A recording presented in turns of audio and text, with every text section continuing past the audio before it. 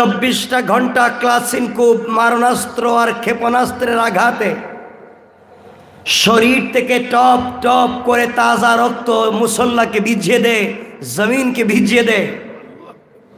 এই রক্ত ভেজা শরীর নিয়ে সালাত আদায় করলে হবে কিনা?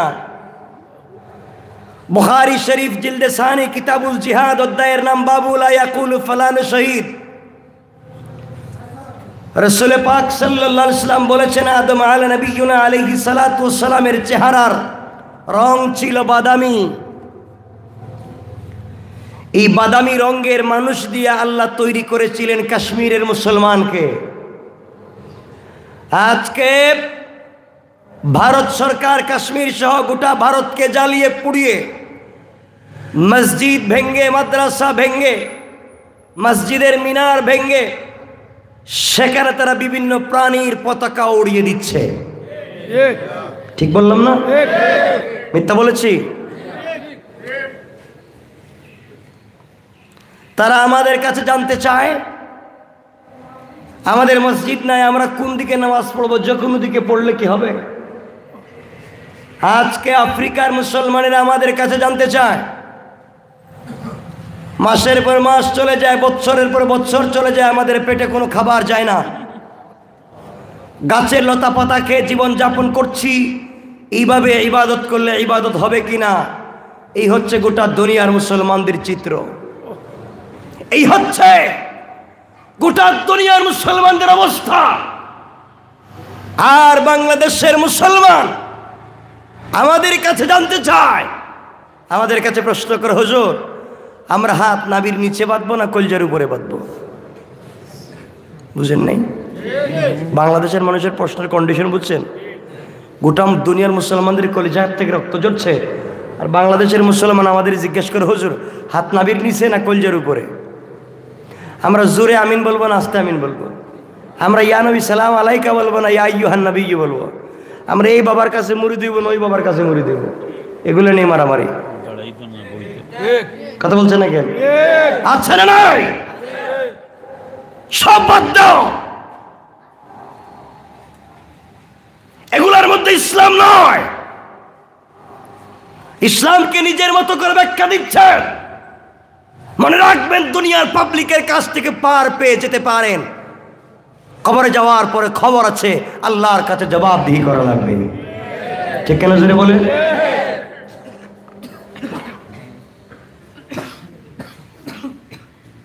আপনারা মনে করেছেন কোরআন আপনাদের আমাদের না, কোরআন সকলের। তাফসিরুল কোরআন মাহফিল হওয়ার দরকার ছিল সকল ধর্ম বর্ণ নির্বিশেষে সকল মানুষের জন্য। এই কোরআনের মজলিস শুধু মুসলমানদের নয়, এই কোরআন সকলের। আল্লাহ বলছেন, আমি হচ্ছি রব্বুল আলামিন, গোটা দুনিয়ার রব।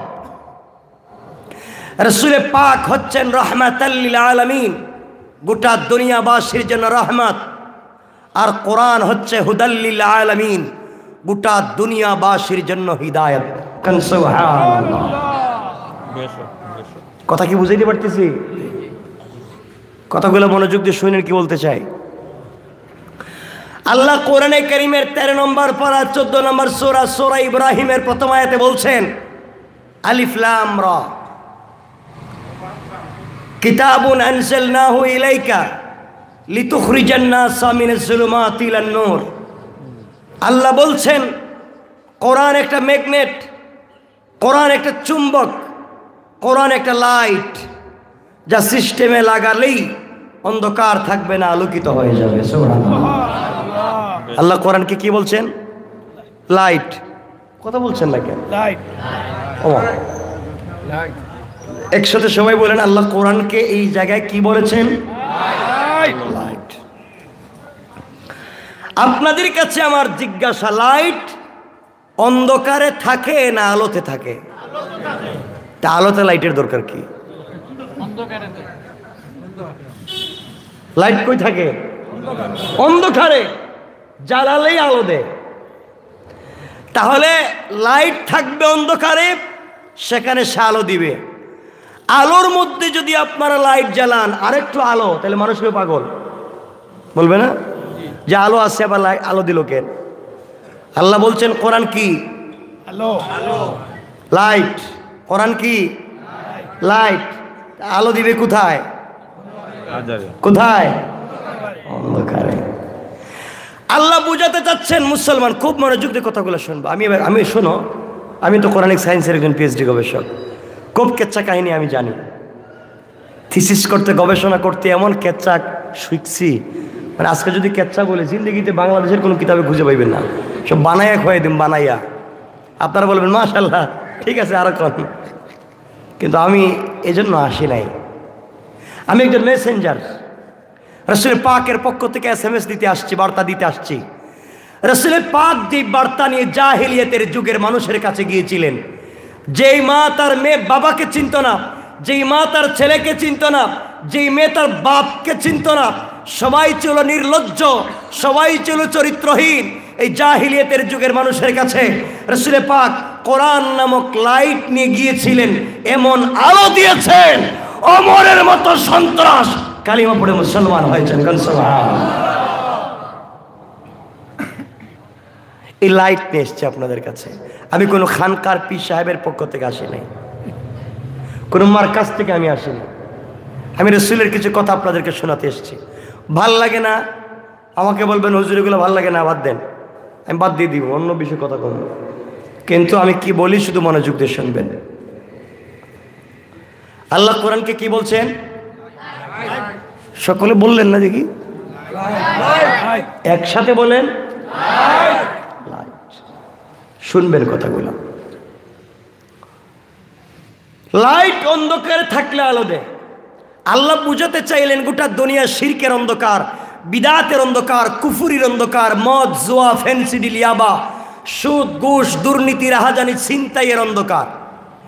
এই অন্ধকারাচ্ছন্ন সমাজকে যদি আলোকিত করতে হয়, old testament, new testament, gospel, bible, Gita, Veda, Tripitaka, secularism, communism, মার্ক্সবাদ, পুঁজিবাদ, সমাজতন্ত্র, গণতন্ত্র, কোন তন্ত্রমন্ত্র আর কোন কিতাব দিয়ে সমাজের মানুষের চরিত্রের পরিবর্তন করা যাবে না। এই সমাজের মানুষের চরিত্রের পরিবর্তন যদি করতেই হয়, আল কোরআন নামক লাইট ছাড়া বিকল্প কোনো রাস্তা নাই। পরিষ্কার? আর কোনো রাস্তা নাই। আপনারা এই কোরআন নামক লাইটকে কই রাখছেন? কোথায় রাখছেন? মসজিদে? অন্ধকারে না, মসজিদে। এই মসজিদ না আপনাদের? গিয়া দেখেন তো এখানে কোরআন শরীফ আসেনি। থারিয়ানা বলছেন? কয়েকশো কোরআন শরীফ পাইবেন, ঘরে গেলে কোরআন শরীফ পাইবেন। তো কোরআন শরীফ মসজিদে রাখতে কইছে কেডা? কে বলছে? ইহুদি খ্রিস্টানেরা যেভাবে চালাচ্ছে আমরা তাই করছি। কোরআনকে মসজিদে রাখছে বলতে, মসজিদে রাখতে বলছে কে? কোরআন বলে নাই, হাদিস বলে নাই। কেন রাখছেন? আল্লাহ বলছেন কোরআন একটা লাইট, অন্ধকারে থাকবে আলো দিবে। আপনি রাখছেন মসজিদে। আপনাদের জানা মতে কি মসজিদ অন্ধকার? কথা বলছেন না কেন? আচ্ছা আপনারা বলেন, আপনাদের এই গ্রামের মসজিদে গিয়ে কেউ পূর্ব দিকে নামাজ পড়ে? মনে হয় পড়ে, মনে হয় রুকুর আগে সেজদা দেয়। আপনাদের মসজিদে কেউ ফেন্সিডিলের ব্যবসা করে, ইয়াবা ট্যাবলেটের ব্যবসা করে? তাহলে মসজিদ তো ঠিক আছে, মসজিদ তো ঠিক আছে। মসজিদে গিয়ে আমরা যত কাজ কর্ম করি, সকল কাজে কর্মে হুকুম মানি কার? আসতে কবেন না, জোরে কোন হুকুম মানি কার? তরিকা মানি কার? রাসূলের। তরিকা মানি কার? রাসূলের। হুকুম মানি কার? তরিকা মানি কার? রাসূলের। আর এই দুনিয়ার জমিনে আল্লাহ রাব্বুল ইজ্জত ওয়াল জালাল আমাদেরকে পাঠিয়েছেন সকল কাজে কর্মে হুকুম মানবো আল্লাহর, তরিকা মানবো রাসূলের। ঠিক? মসজিদের ভিতরে আল্লাহর হুকুম আছে? কথা বলছেন না কেন? রাসূলের তরিকা আছে? তো এই কাজের জন্যই তো রাসূলকে পাঠাইলেন। তো মসজিদের ভিতরে তো কাজ ঠিক মতোই চলতেছে না, চলে নাই? তো এখানে কোরআন কেন? অথচ এই এলাকায়, বলি না আপনাদের এলাকার খবর জানি না, বাংলাদেশে এমন লোক আছে যার মুখে যার মুখ দাড়ি নাভি পর্যন্ত লম্বা, হাতে 3 হাত লম্বা তসবিহ, তাহাজ্জুদের নামাজও পড়ে, কিন্তু এলাকার সব থেকে বড় সুদুরি, সুদের কারবার করে। আছে না? তাইলে নামাজ পড়ে মসজিদে আসে তো সুদ খায় কেন? কি বুঝলেন? বোঝা গেল যেখান থেকে সুদের সাপ্লাই দেয় ওখানে কোরআন নাই, কারণ কোরআন তো মসজিদে। অনেক লোক আছে সরকারি চাকরি করে 5 ওয়াক্ত নামাজ পড়ে, আছে না? ঘুষও খায়, খায় না? কেন খায়? ও তো নামাজ পড়ে। বোঝা গেল যেখান থেকে ঘুষের সাপ্লাই দেয় ওখানে কোরআনের বিধান নাই। এই জন্য আমাদের আন্দোলন, আমাদের সংগ্রাম কোরআনকে মসজিদে নেওয়া নয়।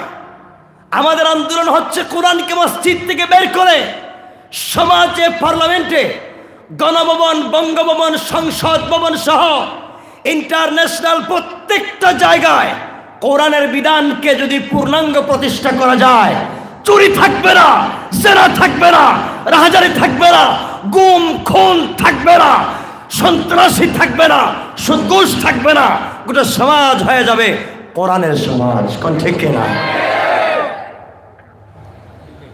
সুতরাং সমাজকে যদি পরিশুদ্ধ করতে হয়, সমাজকে যদি সুষ্ঠু ভাবে তৈরি করতে হয়, কোরআনকে মসজিদে নয়, কোরআনকে ব্যক্তি জীবন থেকে নিয়ে গোটা দুনিয়ার প্রত্যেকটা সেক্টরে কোরআন প্রতিষ্ঠা করতে হবে। কথা বুঝতে পেরেছেন? আর যদি না করতে পারেন, কোরআন প্রতিষ্ঠার আন্দোলন করলেন না, বরং আল্লাহর তার রাসূলের বিরুদ্ধাচরণ করলেন, মসজিদ মাদ্রাসার বিরুদ্ধাচরণ করলেন, উলামায়ে কেরামের বিরুদ্ধাচরণ করলেন, করলে কি হবে? তাই আল্লাহ আমার তেলাওয়াতকৃত আলোচ্য সূরার ভিতরে বলেছেন, মসজিদ মাদ্রাসা ভাঙ্গার জন্য আসবেন, আসছিল বাদশাহ আবরাহা, আসে নাই? এই সূরার ভিতরে আলোচনা আছে, যারা তেলাওয়াত করেছে। খুব লম্বা আলোচনা করবো না তো, শুধু ভালোবাসার টানে এসছে আপনাদের। কষ্ট পাচ্ছেন আপনারা? বন্ধুগণ শোনেন, কোরআন বুঝেন, কোরআন গবেষণা করেন, শপথ দেন। এই ভারত সরকার 1992 সনে একবার ক্ষমতা এসেছিল, 2টা সন্ত্রাসী সংগঠনের সহযোগিতায়। একটার নাম RSS, আরেকটার নাম ইসকন। এই 2 সন্ত্রাসী সংগঠনের সহযোগিতা 1992 ক্ষমতা এসে তারা 100 বৎসরের বাবরি মসজিদকে ভেঙ্গে চুরে চুরমার করে দিল। ঠিক বলছি না? এই সরকার আবার 18-19-20 ক্ষমতা এসে বাবরি মসজিদের জায়গায় রাম মন্দির করবার ঘোষণা দিল, মুসলমানদের কলিজে আগুন ধরিয়ে দিল। এখানেই শেষ নয়, এখন তারা মুসলমানদেরকে জবাই করে দিচ্ছে। ঠিক না? মনে রাখবেন মুসলমানেরা, ভারতে হিন্দুরা ক্ষমতা পেয়েছে 50-60 বছর হয়েছে মাত্র। এই 50-60 বছরে তারা মসজিদ ভেঙ্গেছে, মাদ্রাসা ভেঙ্গেছে, মুসলমানদেরকে জ্বালিয়েছে। মনে রাখবেন মুসলমান, ইন্দোনেশিয়ার জাকার্তা থেকে মরক্কোর রাবাত পর্যন্ত 850 বছর শাসন করেছিল মুসলমানেরা। মুসলমানরা যদি তাদের মতো হতো, ভারতবর্ষে হিন্দুদের একটা টিকিও খুঁজে পাওয়া যেত না। ঠিক কিনা বলেন? আজকে তারা যা মঞ্চে তা করছে। মনে রাখবেন, গজওয়াতুল হিন্দ যেখান থেকে শুরু হবে তা শুরুই হয়ে আছে। আমরা বলছি শোনেন মুসলমান, ভারত সরকার, মোদী সরকার যদি মায়ানমার সরকার অং সান সুচির পথে হাঁটেন, বাংলাদেশের মুসলমান বদরের পথে হাঁটবে। বাংলাদেশের স্থপতি বঙ্গবন্ধু শেখ মুজিবুর রহমানের জন্ম শতবার্ষিকী হবে, অনেকে আসবেন না?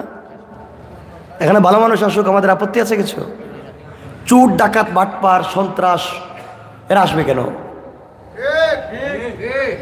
কথা বলছেন না কেন? যেই মোদি গুজরাটে দাঙ্গা লাগিয়েছিল, মিথ্যা বলছি? উনি বাংলাদেশে আসতে চায়, বাংলাদেশকে নিজেদের মতো ব্যবহার করতে চায়।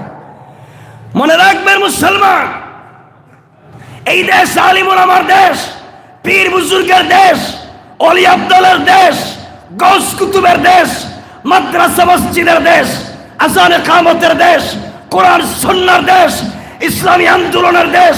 এই দেশের ভিতরে কেউ যদি কোরআন সুন্নাহ রাসূলের চরিত্রের বিরুদ্ধে কথা বলে, 10 লক্ষ যুবক আছে, ওদের পিঠের চামড়া থাকবে না, চামড়া থাকবে না। ঠিক কিনা বলে? সব বাদ দাও, কোরআন যা বলছে তাই করব। কোরআন ছাড়া বিকল্প কোনো রাস্তা আমরা চিনি না। ঠিক কিনা বলেন? আমার তেলাওয়াতকৃত সূরা আল্লাহ রাব্বুল ইজ্জত ওয়াল জালাল বলছেন, আলাম তারা কাইফা ফাআলা রাব্বুকা বিআসহাবিল ফিল। আপনি কি দেখেননি আপনার পালনকর্তা সেই হস্তি বাহিনীর সাথে কিরূপ ব্যবহার করেছেন? আল্লাহ রাব্বুল ইজ্জত ওয়াল জালাল বিশ্বনবীকে খুব তাগিদ দিয়ে বলছেন, আপনি কি দেখেননি? দেখবেন কেমনি? ওনার তো জন্মের 45 দিন আগে, ঠিক না? এই ঘটনা ঘটেছে, তিনি দেখবেন কেমনে? তিনি বললেন, তুমি কি দেখনি তোমার রব হস্তি বাহিনীর সঙ্গে কি ব্যবহার করেছেন? হস্তি বাহিনী কারা? আলাম ইয়াজআল কাইদাহুম ফি তাদলিল। তিনি তাদের চক্রান্ত কেন সাৎ করে দেননি? আপনি কি জানেননি? তারা যে চক্রান্ত করেছিল কাবা ঘরকে ভেঙে চুরমার করে দিবে, মসজিদকে ভেঙে দিবে। আল্লাহ বলছেন তারা মসজিদ ভাঙতে পারে নাই, বরং তারা টিকতে পারে নাই। কথা বলছেন না কেন? আবার আসছিল মসজিদ ভাঙ্গার জন্য। কিসের জন্য? সাথে নিয়ে এসছিল হাতি। কি নিয়ে এসছিল? মসজিদ কাবাঘর ভেঙে দিবে। তার কৌশল হচ্ছে এই জায়গায় আর কেউ আসবে না। আল্লাহ বললেন কাবাঘর ভাঙতে আসছে, এটা আমার ঘর, আমি আল্লাহ তোমাকে ভেঙে দেব। ঠিক কিনা বলেন? আজকালকে যারা মসজিদে আঘাত করছে, এটা আল্লাহর ঘর, যারা আঘাত করছ আল্লাহ তোমাদেরকেও ভেঙে দিবেন। ঠিক কিনা বলেন? এর প্রমাণ কথাগুলো মনে রাখবেন, লিখে রাখবেন, পাবেন না। পৃথিবীতে যতগুলা ভাইরাস এসেছে, swine flu, bird flu, hepatitis B, পেটাটাইটিস, HIV ভাইরাস, করোনা ভাইরাস, এই একটার সাথে মুসলমানদের সম্পর্ক নাই। HIV ভাইরাস বা এইডস যেটাকে বলে, এইটা এসেছে ভ্যাটিকান সিটি থেকে, ইতালির ভ্যাটিকান সিটি থেকে। ইতালির ভ্যাটিকান সিটিতে থাকে খ্রিস্টানদের পুপেরা, খ্রিস্টানদের ধর্মযাজকেরা। তো যেখানে HIV ভাইরাস হয় তাদের চরিত্র খুব ভালো। বললেন না? তাহলে কি বুঝলেন? পুপদের চরিত্র খুব ভালো। সোয়াইন ফ্লু আসলো মেক্সিকো থেকে, বার্ড ফ্লু আসলো পোল্যান্ড থেকে, হেপাটাইটিস বি আসলো আমেরিকা থেকে, বিভিন্ন জায়গা থেকে এগুলোই আসছে। দেখেন কিছুদিন আগে, আজকে চায়নায় করোনা ভাইরাসের কি অবস্থা তো জানেনই আপনারা, ঠিক না? গোটা পৃথিবীকে গ্রাস করে ফেলেছে ভাইরাস। আরে এই আযাবগুলো, আমরা বলছি ভাইরাস, এই আযাবগুলো আল্লাহ বনি ইসরাইলকে দিয়েছিলেন। বনি ইসরাইলকে এই আযাবগুলোই আল্লাহ দিয়েছিলেন। এই ভারত, এই চায়না সরকার করলো কি, যে আমাদের দেশে যে রোহিঙ্গারা আসছে, এই রোহিঙ্গাদেরকে দেশ থেকে তাড়িয়ে, মারিয়ে, পিটিয়ে বের করে দেওয়ার পিছনে একমাত্র কারণ হচ্ছে চায়না। তারা এখানে ইকোনমিক জোন করবে, অর্থনৈতিক অঞ্চল করবে, এজন্য মুসলমানদেরকে ওই জায়গার থেকে বের করে দিয়েছে। 2 নম্বর হলো তারা 10 লক্ষাধিক উইগুর মুসলমানকে বন্দি করে তারা নির্যাতন চালাচ্ছে। 3 নম্বর, পৃথিবীতে এমন কোনো প্রাণী নাই যেটা তারা খায় না, আছে না? এমন কোনো প্রাণী নেই যেটা তারা খায় না। 4 নম্বর হলো তারা একটা সম্পাদনা বোর্ড করেছে, যেই বোর্ডের মাধ্যমে তারা কোরআনকে নতুন করে সম্পাদন করে মার্কেটে দিবে। 5 নম্বর হলো তারা বুরকার বিরুদ্ধে প্রতিবাদ ঝড় উঠিয়ে দিয়েছে। এই 5টা ভুলের কারণে আল্লাহ তাদেরকে ছোট্ট একটা ভাইরাস দিলেন, ছোট, তাদের অবস্থা খারাপ, ঠিক না? বাঁচার কোনো সুযোগ নেই। তারা তো বলছে কয়েকশো মানুষ মরেছে, কয়েক হাজার লোক আক্রান্ত। এই পর্যন্ত প্রায় 60,000-এর উপরে লোক মারা গেছে, আর 40 থেকে 70 লক্ষ মানুষ আক্রান্ত তাদের দেশে। তারা বলে না এগুলা, শুনেন। তো এখান থেকে বাঁচবার জন্য গোটা দুনিয়া মেডিকেল সায়েন্স বসে গবেষণা করলো যে বাঁচা যায় কেমনে। তো মেডিকেল সায়েন্স বসে বাঁচতে হলে প্রতিদিন কমপক্ষে হাত, মুখ, নাক, কান, চোখ প্রতিদিন 5-6 বার ধুইতে হবে। ভালো করে যদি হাত, পা, নাক, কান ধোয়া যায় 5-6 বার, তাহলে ভাইরাস হবে না, মরে যাবে। সুবহানাল্লাহ বলবেন না? আরে পাগলার দল, তোমরা এখন হাত মুখ ধুচ্ছ ভাইরাস থেকে বাঁচবার জন্যে, আর আমাদের আল্লাহ আমাদেরকে 1450 বছর আগে বলেছেন গোটা দুনিয়ার ভাইরাস থেকে যদি বাঁচতে চাও প্রতিদিন 5 বার ওযু করো। ঠিক কিনা বলেন? ইসলাম কার নাম? তারা মাদ্রাসা মসজিদ ভেঙে দিল, এখন এই মসজিদে মসজিদে যায় না। মোদি সাহেব, আপনি মসজিদ ভেঙে দিচ্ছেন, আযাব যখন আসবে এই মসজিদেই যাওয়া লাগবে দোয়ার জন্যে। ঠিক কিনা বলেন? তারা পর্দার বিরুদ্ধে আন্দোলন করলো। আল্লাহ বলেন পর্দা তো ছিল অনেক ভালো জিনিস, দামি জিনিস, সম্মানের জিনিস, মানলে না। এখন পর্দা তো ছিল শুধু মহিলাদের জন্য, ওরা শরীর ঢেকে রাখবে, মানলে না আমার কথা। এখন ভাইরাস দিছি, এখন নারী পুরুষ ছেলে মেয়ে সকলেই পর্দা তো করবা না, এখন পলিথিনের ব্যাগ লাগাও, পলিথিন। এখন সবাই পলিথিন পরে, মাথা থেকে পা ঘুমাইলেও পলিথিন, রাস্তা বাইরে পলিথিন, গালিতে পলিথিন, মানে পলিথিন ছাড়া কোনো পথ নাই। ঠিক কিনা বলেন? কে করেছেন? আওয়াজ করে বলেন কে? আল্লাহ বলছেন আমি হস্তি বাহিনীকে এভাবেই ধ্বংস করেছিলাম, চায়নাকে আমি এভাবেই ধ্বংস করব। এগুলো হচ্ছে আলোচ্য বিষয় আমার। কিছুদিন আগে অস্ট্রেলিয়ায় আপনারা জানেন যে তারা উটে পানি খেয়ে ফেলতেছে। এই অজুহাতে লক্ষ লক্ষ উট তারা হেলিকপ্টার দিয়ে গুলি করে মারছে, উটে পানি খাচ্ছে। তাদের দেশে পানি সংকট। যেদিন উট মারা শেষ, সরকার ঘোষণা দিল আজকে উট মারা শেষ, এই দেশে আর কোনো উট নাই। পরের দিন বন্যা, তাদের দেশে 3 হাত পানি। পানি আইল করতে গিয়ে, পানি যদি সব উট খায় ফেলাইছে তো পানি করতে গেল, পানি থেকে বাঁচলো। এর কয়েকদিন পরে আসলো আগুন, আসে নাই? শুধু আগুন জ্বালিয়ে দিচ্ছে, বাঁচতে লাগলো। কয়েকদিন যেতে না যেতে এখন আছে পঙ্গপাল। পাকিস্তানেও আঘাত করেছে পঙ্গপাল, ফড়িংয়ের মতো বড় বড়। আর এগুলো আপনারা সূরা বাকারা পড়বেন, বনী ইসরাইলকে আল্লাহ যে যে শাস্তি দিয়েছিলেন এগুলোই দিয়েছিলেন। এই শাস্তিগুলোই বনী ইসরাইলকে আল্লাহ দিয়েছিলেন। বোঝা গেল আমরা বনী ইসরাইলের পর্যায়ে পৌঁছে গেছি। ঠিক না বলেন? কিয়ামত খুব কাছাকাছি, ইমাম মাহদী চলে আসবেন। ইমাম মাহদী যেখানে আসবেন, আর দাজ্জালকে যেই জায়গায় বন্দি করে রাখা হবে, যে গুহা, এই গুহারও সন্ধান পাওয়া গেছে। এই তো গেল 9 থেকে 11 দিন হবে, গুহার সন্ধান পাওয়া গেছে। এটা হচ্ছে রাশিয়ায়, গুহার সন্ধান পাওয়া গেছে। যেখানে হযরতে ইমাম মাহদী তার গোড়া বেঁধে রাখবেন, সেই প্রাসাদটুকুনো পাওয়া গেছে। বোঝা গেল কিয়ামত খুব দূরে নয়। আমি আপনি কি করছে একটু হিসাব মিলাও। সুতরাং মুসলমান, আল্লাহ বলছেন এভাবেই ধ্বংস করবেন। এরপরে বলছেন ওয়ারসালা আলাইহিম তায়রান আবাবিল, তাদেরকে ধ্বংস করবার জন্য আমি আল্লাহ দিলাম আবাবিল। কি দিলাম? আবাবিল কোনো পাখির নাম না, আপনারা ভুল বুঝেন না। আপনারা তো বলেন আল্লাহ মারবার জন্য আবাবিল পাখি দিয়েছেন, আবাবিল নামে কোনো পাখি পৃথিবীতে নাই। তা আবাবিল কি? আবাবিল অর্থ হচ্ছে দলে দলে, ঝাঁকে ঝাঁকে। তৈরি মানে পাখি। আল্লাহ বুঝাতে চান দলে দলে, ঝাঁকে ঝাঁকে আমি পাখি পাঠিয়েছিলাম। তাদের পায়ে একটা পাথর, মুখে একটা পাথর।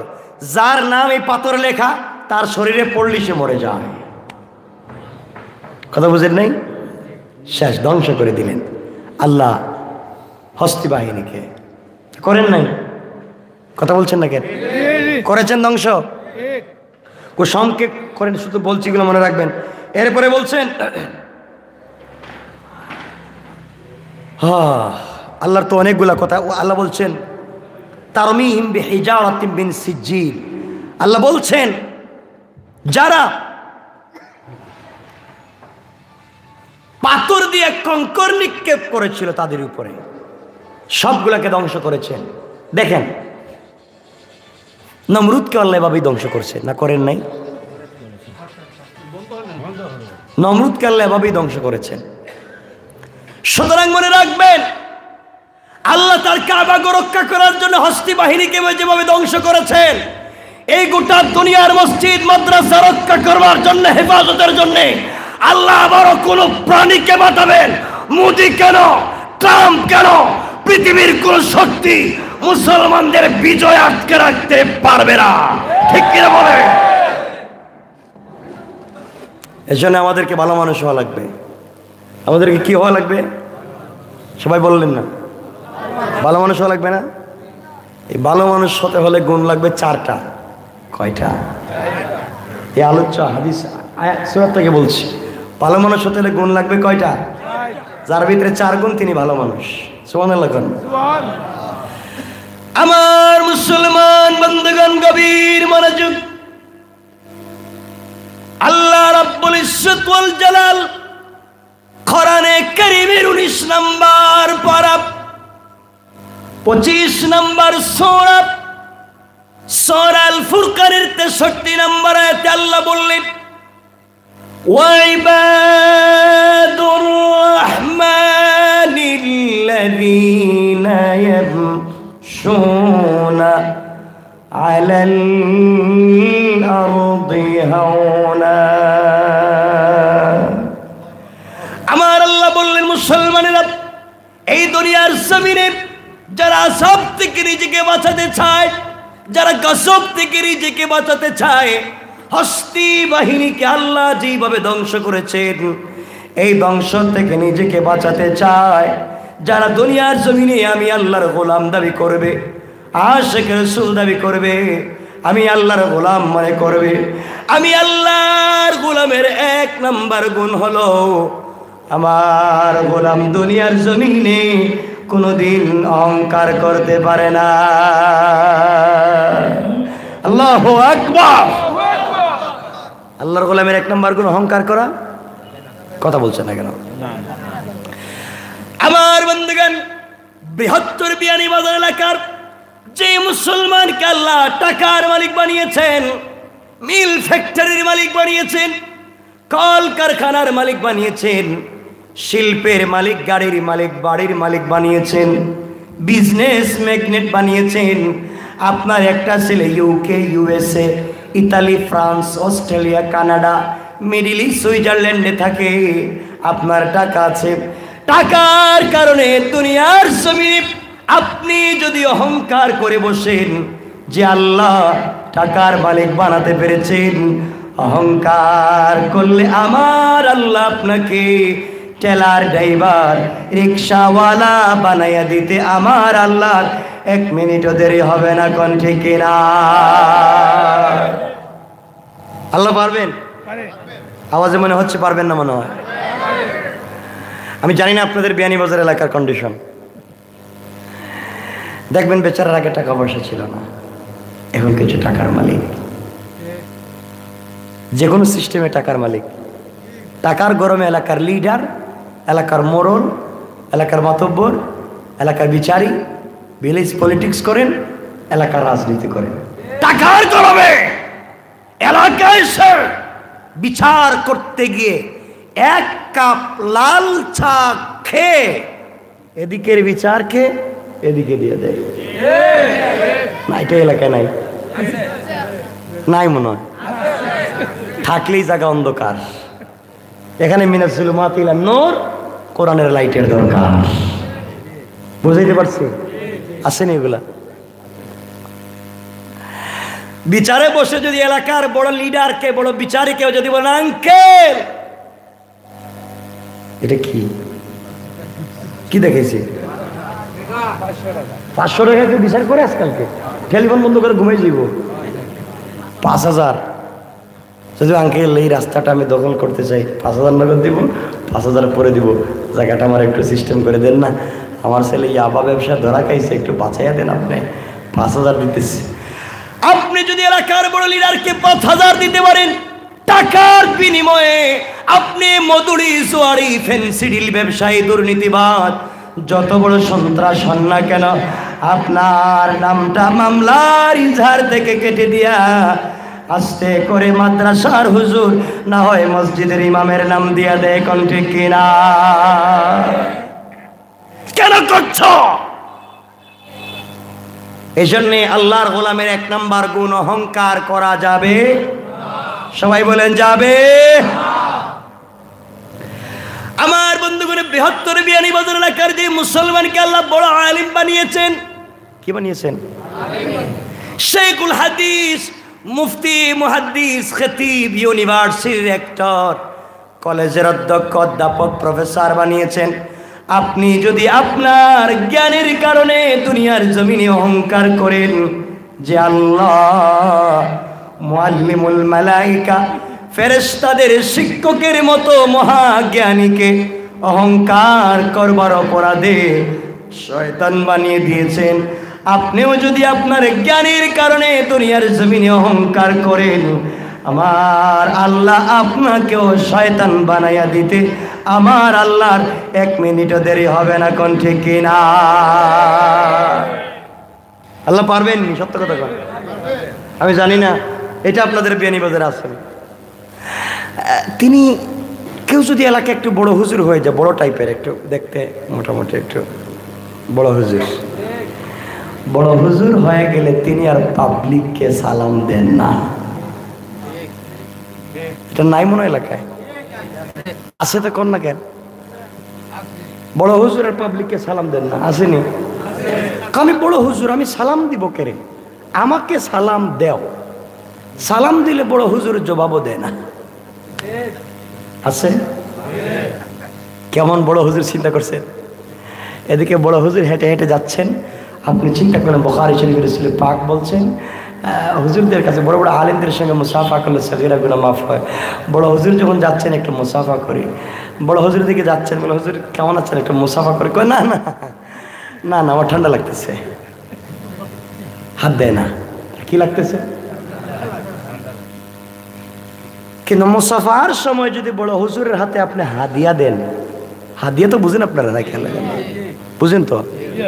হাদিয়া যদি দেন, কয় থ্যাংক ইউ, ভেরি গুড, আবার এই শহরত দিও। আর যে দিল না, আপনি তাড়াতাড়ি যান, সরেন, সিরিয়ালে আরেকজনকে সুযোগ দেন। কথা বলছেন না কেন? আছে উনি হুজুর না শয়তান? উনি কি? সবাই বললো না কেন? সবাই বলুন হুজুর না শয়তান? খিলাফে সুন্নাহ কিসের হুজুর? ধ্বংস হয়ে যাবেন। আল্লাহর গোলামের 1 নাম্বার গুণ অহংকার করা যাবে।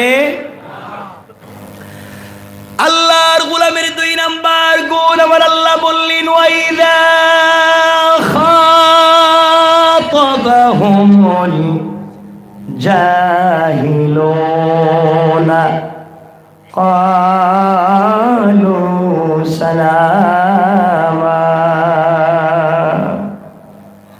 আমার আল্লাহ বললেন, মুসলমানেরা এই দুনিয়ার জমিনে যারা আমি আল্লাহর গোলাম দাবি করবে, আশিক রাসূল দাবি করবে, নিজেকে মুমিন মুসলমান মুত্তাকি দাবি করবে, আমি আল্লাহর গোলামের 2 নাম্বার গুণ হলো আমার গোলামকে কেউ গালি দিলে গালির জবাব দিবে না, আঘাত করলে আঘাতের জবাব দিবে না, মারলে মারির জবাব দিবে না, বরং আমার গোলাম যারা দাবি করবে, আমার গোলামকে কেউ যদি গালি দেয়, আমার গোলাম গালির জবাবে গালি না দিয়া ওই ব্যক্তির জন্য শান্তি আর সালামতির দোয়া করে যায়। কোন সুবহানাল্লাহ।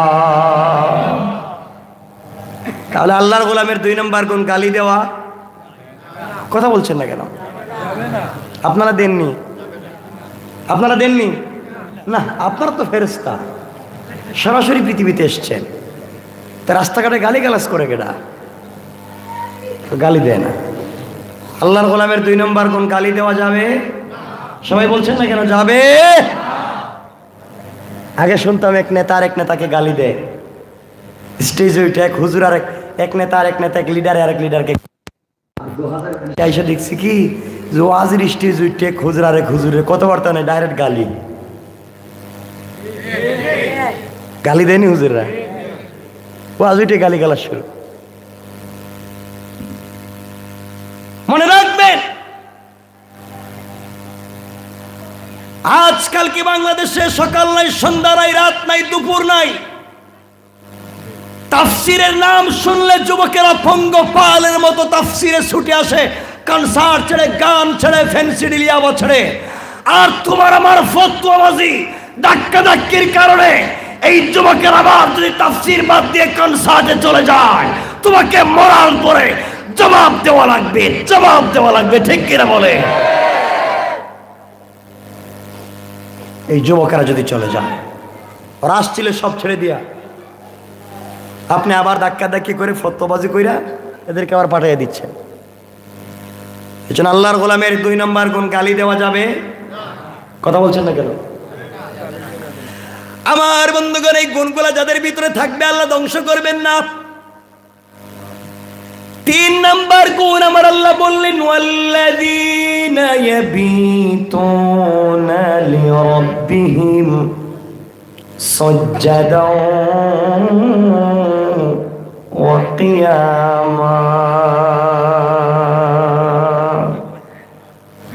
আমার আল্লাহ বললেন, মুসলমানেরা, এই দুনিয়ার জমিনে যারা আমি আল্লাহর গোলাম দাবি করবে, আশিক রাসূল দাবি করবে, আমি আল্লাহর গোলামের 3 নম্বর গুণ হলো আমার গোলাম রুকু করবে আমি আল্লাহর পায়ে, সিজদা করবে আমি আল্লাহর পায়ে। সুতরাং আজকালকে যারা আল্লাহর পা ছাড়া পীরের পায়ে সিজদা করে, মাজারে মাজারে গিয়ে সিজদা করে, আল্লাহর কসম, আল্লাহর কসম, তারা আল্লাহর গোলাম হতে পারে না। ঠিক কিনা বলেন? আসেনি এগুলো আপনাদের এলাকায়? শুধু মাজারে যায়, আল্লাহ বলছেন আমার পায়ে সিজদা করো, মাজারে যায়। একটা কথা 1 মিনিটে বলে দিই মধ্যখান দিয়ে। গেল যে ডিসেম্বর মাস, এর আগের ডিসেম্বরে আমি বাংলাদেশে ছিলাম না। বাংলাদেশে ছিল জাতীয় নির্বাচন, ছিল না, বিদেশি ছিলাম। নির্বাচন অনেকদিন পরে দেশে আসছি। দেশ থেকে ইন্ডিয়া হয়ে বাংলাদেশে আসছি। তো দেখলাম ইন্ডিয়ায় অনেক মানুষ, কোটি কোটি কোটি কোটি মানুষ, 100 কোটির উপরে ইন্ডিয়ার জনগণ। মিথ্যা বলছি? কিন্তু তাদের দেশে একটা বাপ নাই, তাদের খালি মা, বাপ নাই। চিন্তা করলাম, আল্লাহ রে, হেরে তো মানুষ বাপ আব্বা কইতে পারে না, হেরে তিন, তাদের বাপ নাই, খালি মা। মা কালী, মা সরস্বতী, মা লক্ষ্মী, মা দুর্গা, বাপ নাই। মিথ্যা কথা কইতেছি? আল্লাহ রে, এতগুলা মানুষ একটা বাপ নাই, এরা থাকে কেমনে? জিন্দিগিতে আব্বা কইতে পারে না। বাংলাদেশে আসলাম, আইসে দেখি খালি বাবা, বাবার ছড়াছড়ি, বাবার মেলা বসে গেছে। আছে বাংলাদেশে বাবা দেওয়ানবাগি, বাবা রাজারবাগি, বাবা আটরসি, বাবা জাকের মঞ্জিল, বাবা মাইজ ভান্ডার, বাবা কুতুববাগ, বাবা সায়দাবাদ, বাবা সুরেশ্বরী, বাবা তালাপীর, বাবা সালাপীর, বাবা ল্যাংটা পীর, বাবা কুত্তা পীর, বাবা শয়তান পীর। ঠিক কিনা বলে?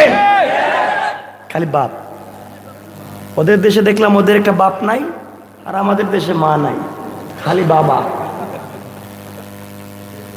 এগুলো দেখিব, এগুলো সব বাপ।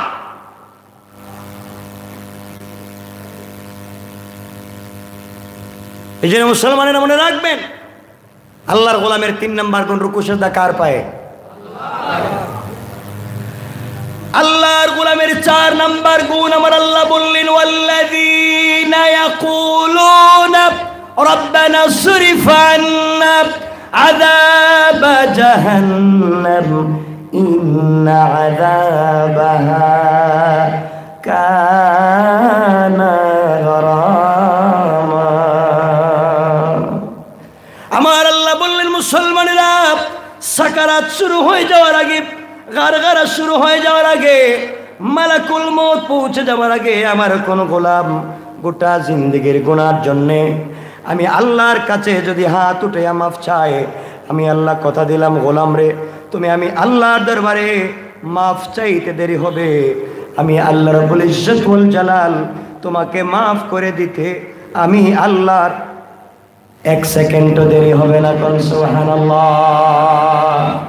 আমার মুসলমান বন্ধুগণ, আল্লাহ রাব্বুল ইজ্জত ওয়াল জালাল আমাদেরকে যদি মাফ করে দিতে হয়, আল্লাহর কাছে যদি মাফি পেতে হয়, দুনিয়ার জমিনে চলার পথে কি করা লাগবে?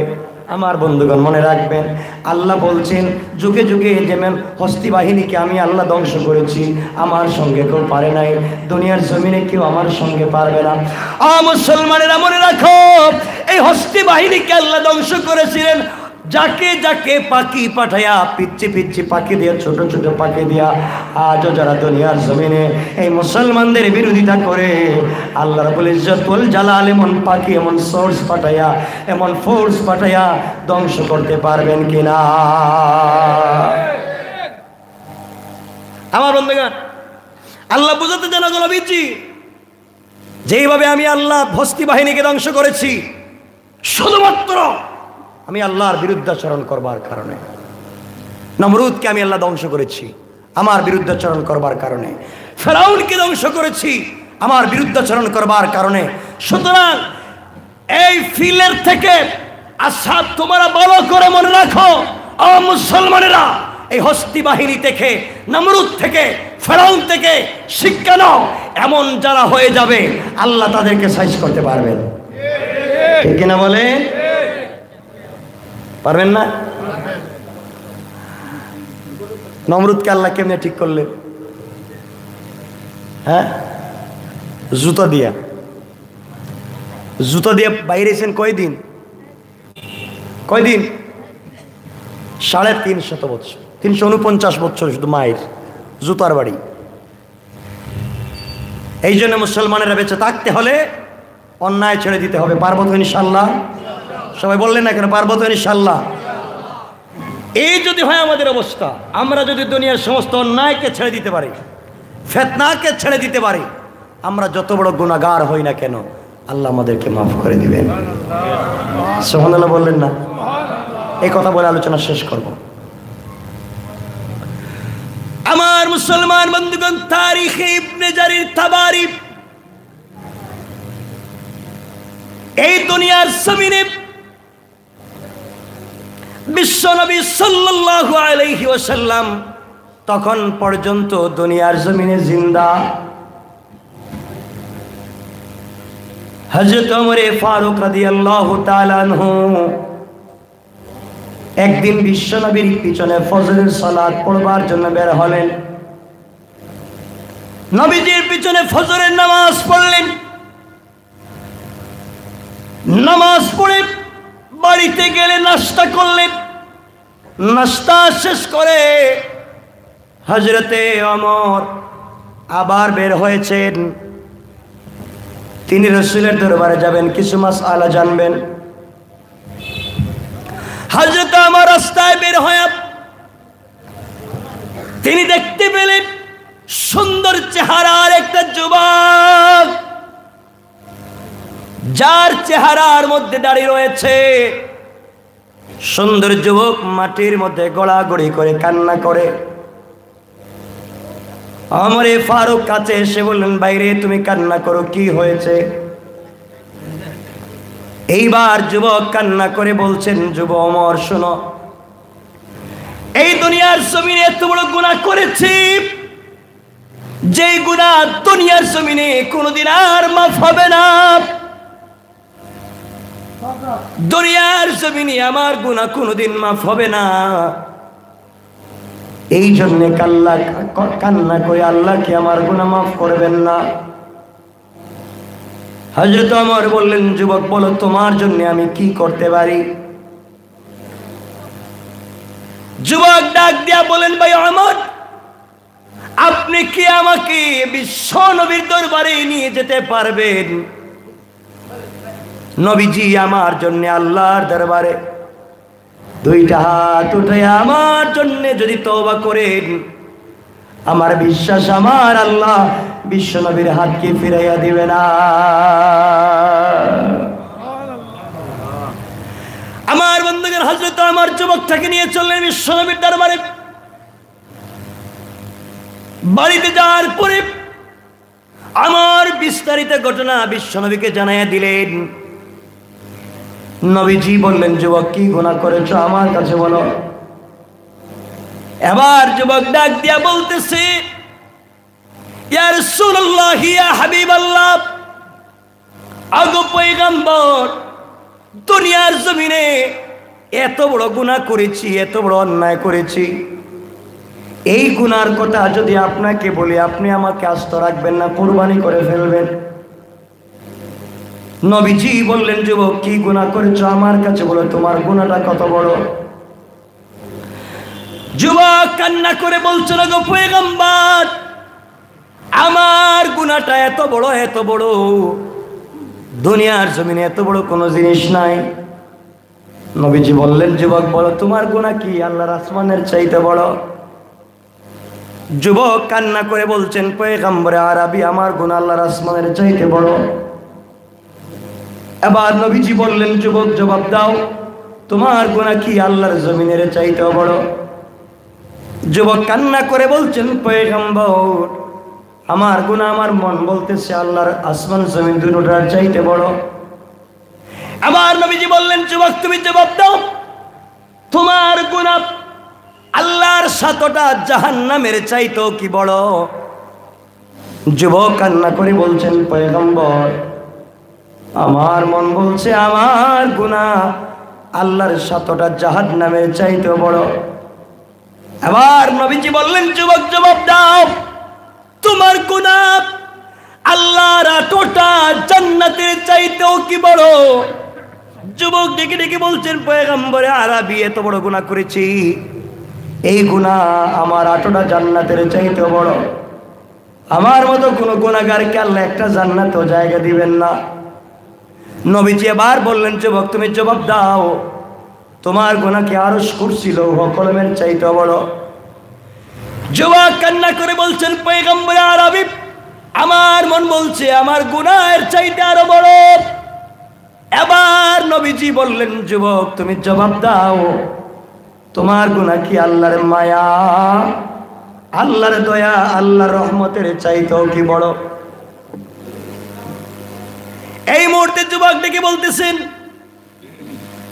আগো আল্লাহর পয়গম্বর, আমার মন বলতেছে আমার মতো গুনাহগারের প্রতি আল্লাহ কোনো মায়া দেখাবেন না, আমার মতো গুনাহগারের প্রতি আল্লাহ কোনো দয়া দেখাবেন না।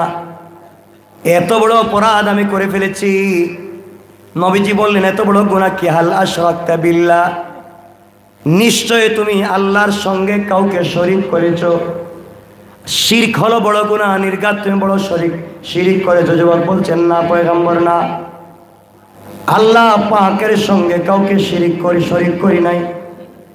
নবীজি বললেন, হাল কাতালতা নাফসা, নির্ঘাত তুমি কাউকে অন্যায়ভাবে হত্যা করেছো।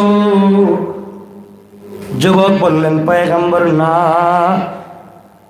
আমি অন্যায়ভাবে কাউকে হত্যা করি নাই। এবার নবীজি ডাক দিয়া বললেন, যুবক তুমি বলো তো দেখি, কাউকে হত্যাও করলা না, শিরকও করলা না, তাহলে তোমার গুনাহ এত বড় হয়ে গেল, এর কারণ কি? যুবক কান্না করে বলছেন, পয়গম্বর, তাহলে শুনেন, আমি হলাম এই মদিনার একজন বড় কাফন চোরা। কাফন চুরি করে বাজারে বিক্রি করি, এই টাকা দিয়ে আমি আমার পরিবার চালাই। নবীজি বললেন, যুবক কাফন চুরি করেছো তো কি হয়েছে? কাবিরা গুনাহ হয়েছে, মাফ চাও, আল্লাহ তোমাকে মাফ করে দিবে। যুবক বলতেছেন, পয়গম্বরে আরবি, না, আমার গুনাহ এখানেই শেষ হয়ে যায় না, আরো গুনাহ আছে। নবীজি বললেন, তাহলে গুনাহগুলো কি আমার কাছে একটু খুলে বলো। আমার যুবক বলতে লাগলো, পয়গম্বর শুনেন, আমি হলাম এই মদিনার সব থেকে বড় একজন কাফন চোরা। গতকালকে মদিনার আনসারী সাহাবীর একজন যুবতী মেয়ে ইন্তেকাল করেছে। যেই মেয়েটা কোরআনের হাফেজা, যেই মেয়েটা সারাদিন রোজা রাখে, সারা রাত তাহাজ্জুদের নামাজ পড়ে, যেই মেয়েটা দুনিয়ার জমিনে তার মা বাপ ছাড়া পৃথিবীর কোনো মানুষ দেখে নাই, যেই মেয়েটা এত সুন্দরী, তার উপাধি হলো হুরে মদিনা, এখন পর্যন্ত বিয়ে শাদী করে নাই। দুনিয়ার পুরুষেরা মেয়েটাকে একটা নজর দেখবার জন্য কোটি টাকা নিয়ে দাঁড়িয়ে থাকে। আগো আল্লাহর পয়গম্বর, এই মেয়েটা গতকালকে হঠাৎ করে ইন্তেকাল করল। তার আত্মীয় স্বজন মিলে তাকে গোসল করাইয়া, কাফন পরাইয়া কবরের ভিতরে মাদফুন করে দিল, রেখে দিল। আমি আমার চিরাচরিত নিয়ম অনুযায়ী কবরের কাছাকাছি চলে গেলাম। গভীর রাত্রে মহিলার কবর খনন করা শুরু করে দিলাম। খনন করে করে কবর যখন খনন শেষ হয়ে যায়, কবরের ভিতরে ঢুকে আমি 5টা কাফনের কাপড় চুরি করলাম। 5টা কাফনের কাপড় চুরি করে আমি কাফনগুলো নিয়ে বের হতে যাব। পয়গম্বরে আরবি এমন সময় শয়তান আমার মাথায় কুমন্ত্রণা দিতে লাগলো। শয়তান আমাকে ডাক দিয়া বলল, যুবক তুমি শোনো, তোমার মতো আহম্মক, তোমার মতো বেওকুফ দুনিয়ার জমিনে আর নাই। ও যুবক, তুমি কেমনে মেয়েটার সঙ্গে মেয়েটাকে রেখে চলে যাচ্ছ? যুবক রে, তোমার ভিতরে কি যৌবনের চাহিদা নাই? শারীরিক চাহিদা মিটাবার শক্তি নাই?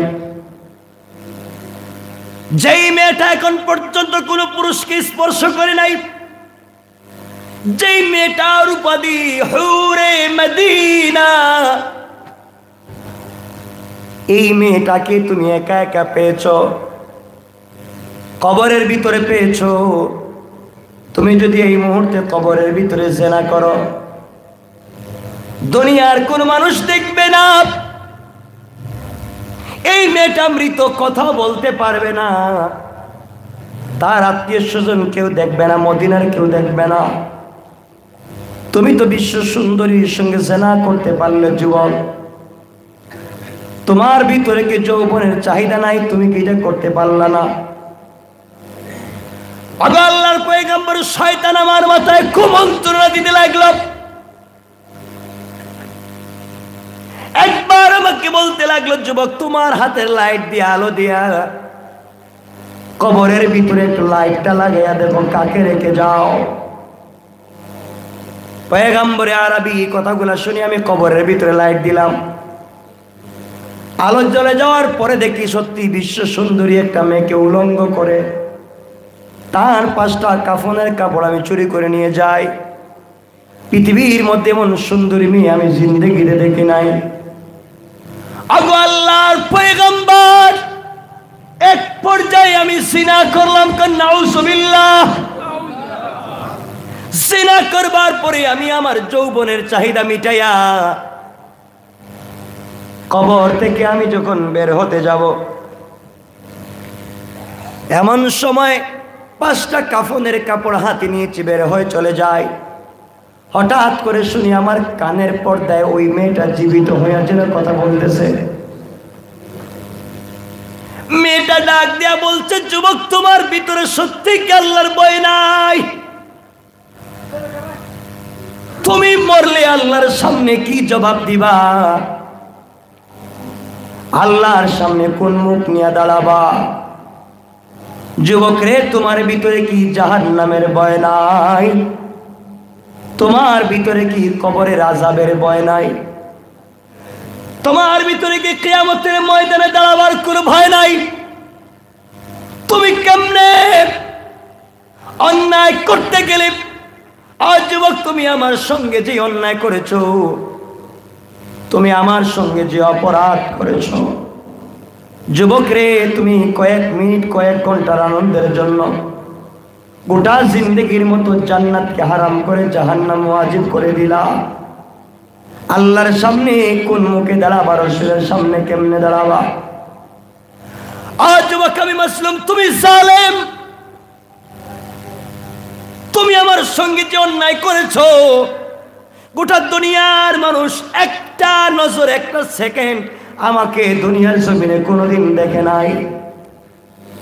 সারা জিন্দেগি চরিত্রের হেফাজত করলাম, কবরে আসবার পরে তোমার কারণে চরিত্র রাখতে পারলাম না।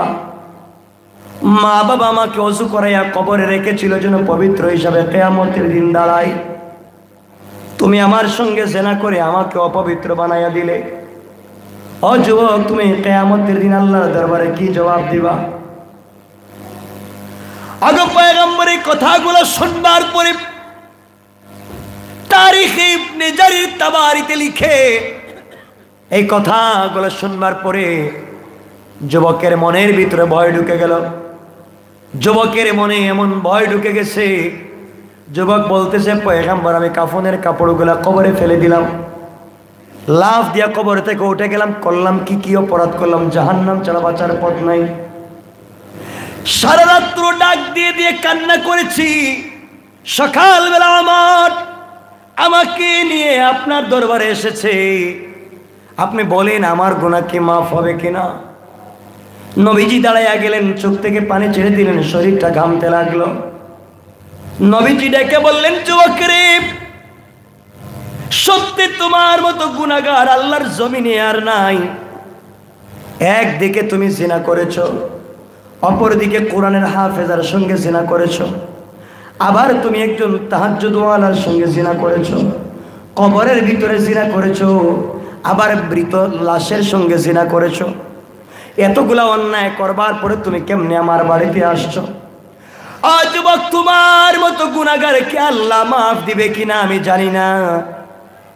তোমার মতো গুনাহগারের ব্যাপারে আল্লাহ কি ফয়সালা দিবেন আমি জানি না, কারণ আমার পক্ষ থেকে তোমাকে কোনো ফয়সালা দিতে পারবো না।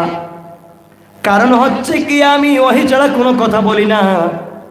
আল্লাহ ওহীর মাধ্যমে যেই ফয়সালা দিবেন তাই মেনে নিতে হবে।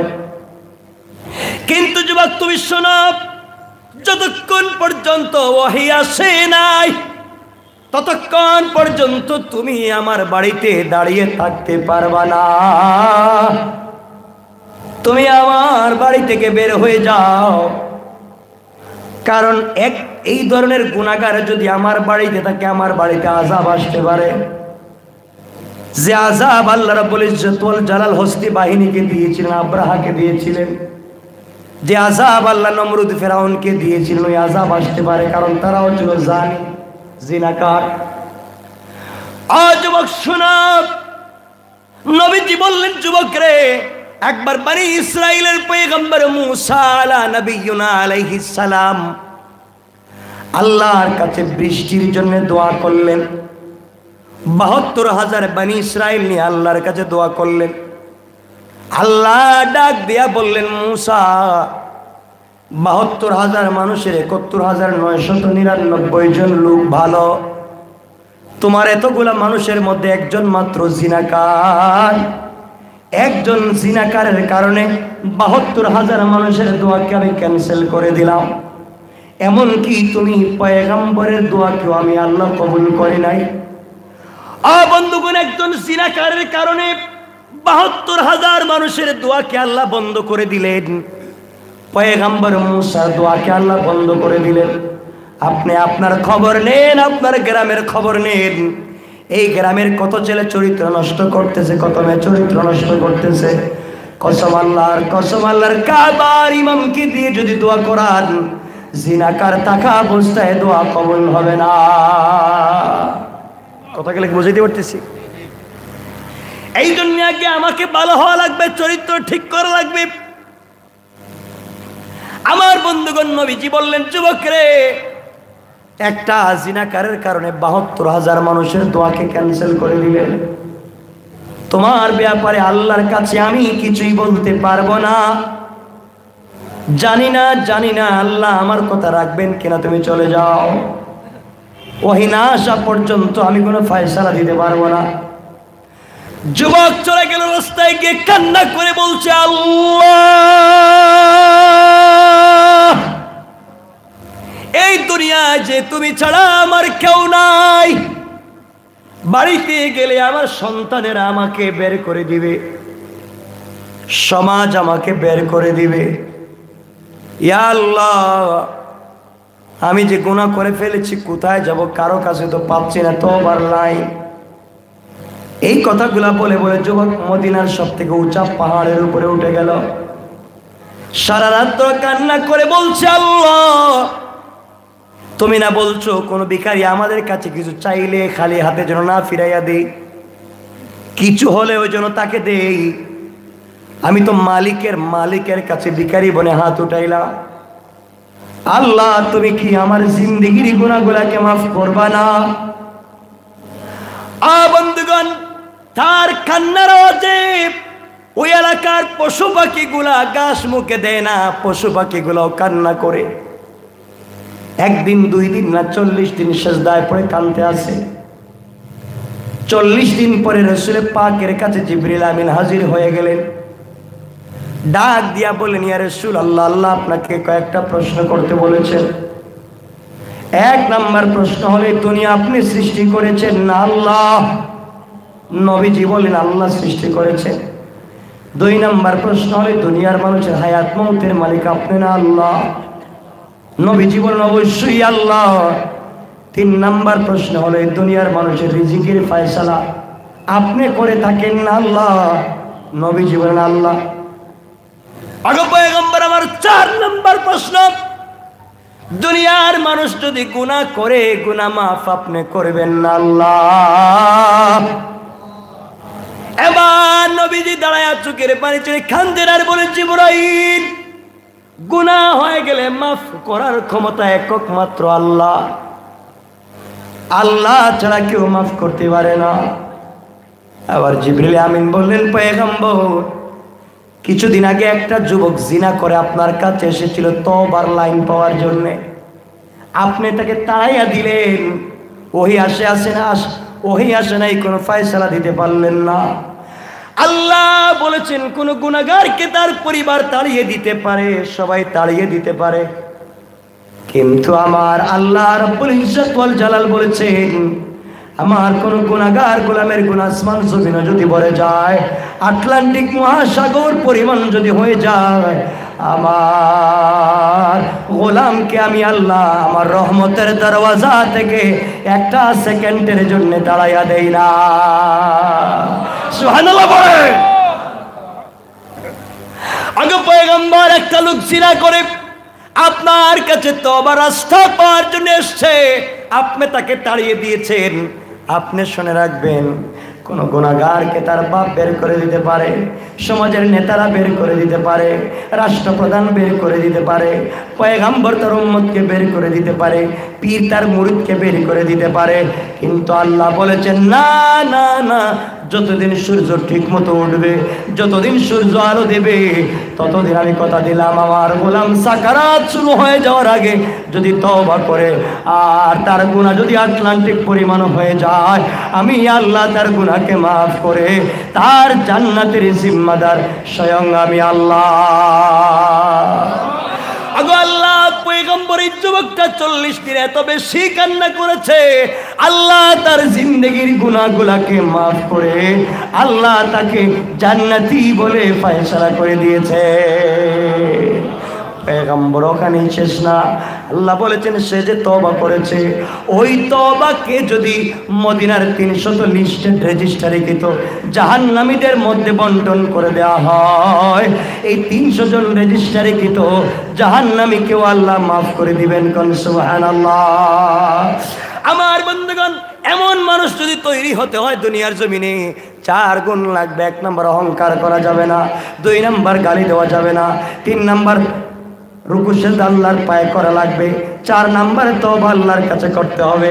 এই 4 গুণ যার ভিতরে অর্জন হয়ে যাবে, আল্লাহ বলছেন, নমরুদ, ফেরাউন আর এই হাতি বাহিনীর মতো বড় বড় ব্যক্তিরাও যদি আক্রমণ করে, মোদি কেন গোটা দুনিয়াবাসীও যদি আমার মুসলমানের বিরুদ্ধে চলে যায়, তারা যদি কৌশল করে ধ্বংস করবার জন্য, আমার আল্লাহ বললেন সারা দুনিয়ার মানুষ কৌশল করে মুসলমানদেরকে আটকায়া দেওয়ার জন্য আল্লাহ বলছেন ওয়া মাকারু ওয়া মাকারাল্লাহ ওয়াল্লাহু খায়রুল মাকিরিন। আল্লাহ রাব্বুল ইজ্জত ওয়াল জালাল বললেন তারা যত কৌশল করবে সবগুলা কৌশল আমি আল্লাহর কাছে বড়ই দুর্বল। তারা যাকে দিয়ে দিন মিটাতে চাইবে আমি আল্লাহ তাকে দিয়ে দিনকে প্রতিষ্ঠা করে দেব। কোন সুবহানাল্লাহ। আল্লাহ পারবেন? কথা বলছেন না কেন? দেখেন 1-2 মিনিট কথা বলবো। আর আমার বন্ধুগণ, নমরুদ ইব্রাহিম আলাইহিস সালামকে আটকাবে এই জন্য বার্থ কন্ট্রোল আইন করলো, আর পরিবার পরিকল্পনা মন্ত্রী বানালো আজর ঠাকুরকে। কাকে? যেভাবেই হোক ইব্রাহিম নামক যুবককে আটকাতে হবে, ও আসলে আমার অস্তিত্ব শেষ। আল্লাহ বললেন ও নমরুদ, আজরকে বানাইছো পরিবার পরিকল্পনা মন্ত্রী, ইব্রাহিমকে আটকাবার জন্য। আমি আল্লাহ বললাম ওয়া মাকারু ওয়া মাকারাল্লাহ।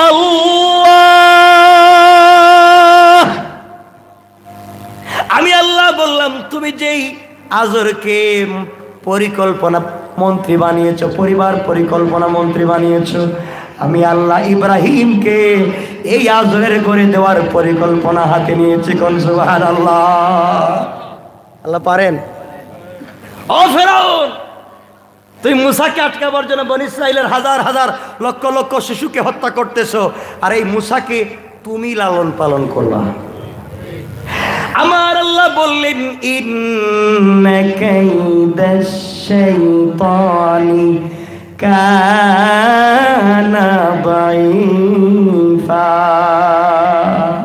আমার আল্লাহ বললেন দুনিয়ার জমিনে যারা কৌশল করে সবগুলা কৌশল আমি আল্লাহর কাছে বড়ই দুর্বল। কোন সুবহানাল্লাহ। সুতরাং আমরা আজকে গোটা দুনিয়াবাসীকে জানিয়ে দিতে চাই আগামীর বিশ্ব হবে ইসলামের বিশ্ব। কথা বলেন না কেন? আগামীর সন হবে ইসলামের সন। সুতরাং মুসলমান এই কসাই মোদির মতো সন্ত্রাসদেরকে, ইন্টারন্যাশনাল সন্ত্রাসদেরকে বাংলাদেশে আমরা চাই না। ঠিক কিনা বলে? যারা মুসলমানদেরকে মারতে চায়, আমার এক বোন, তার নাম ছিল ফাতেমা, সে ছিল বাদশাহ রাজা দাহিরের সিন্ধুতে বন্দী ছিল।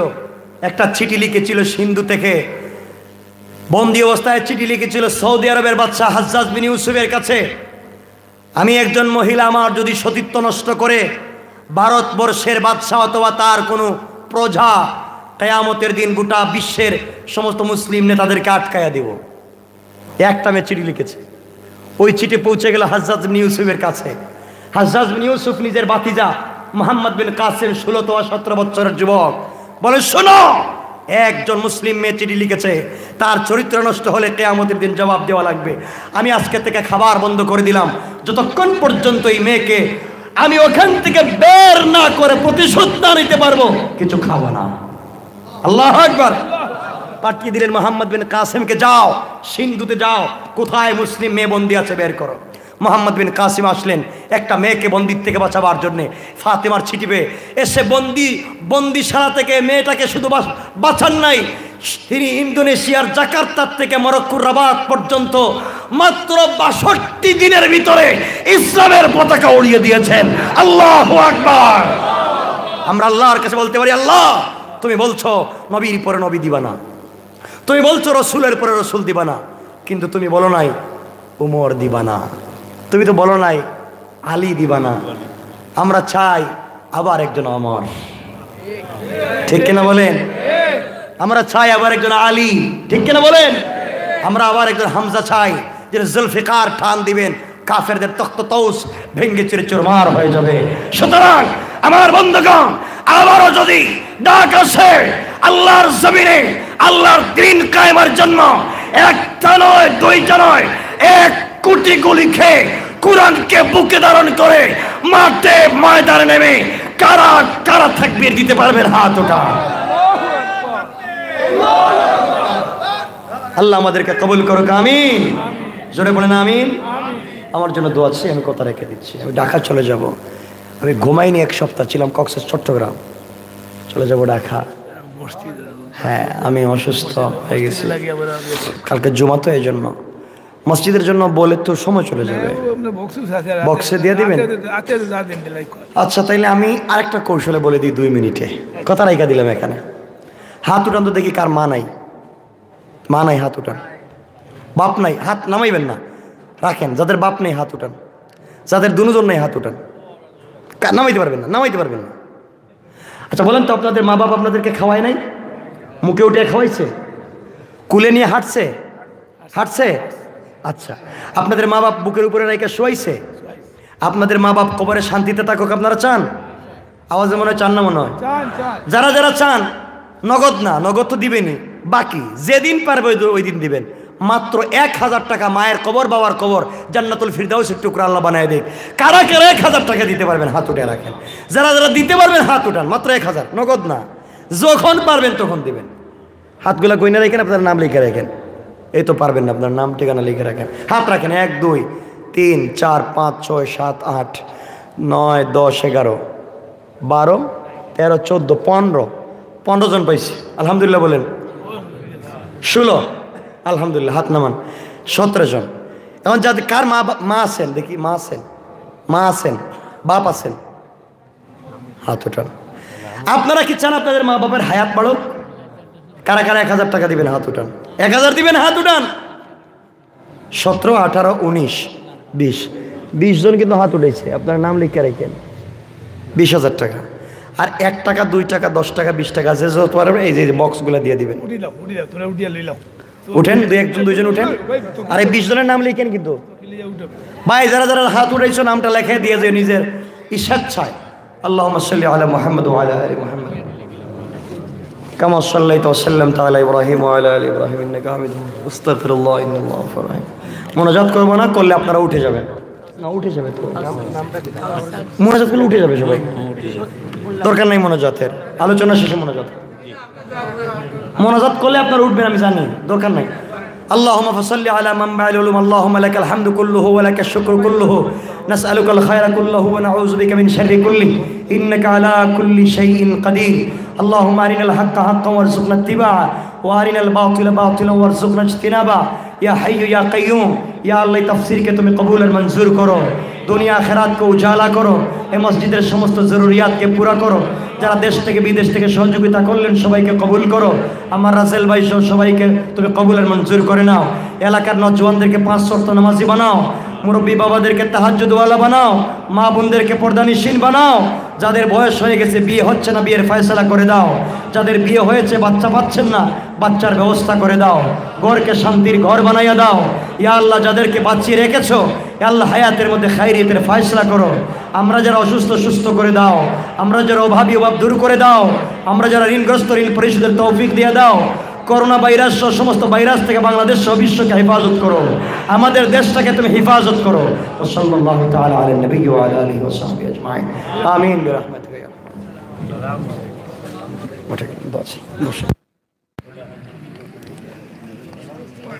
আলামিন।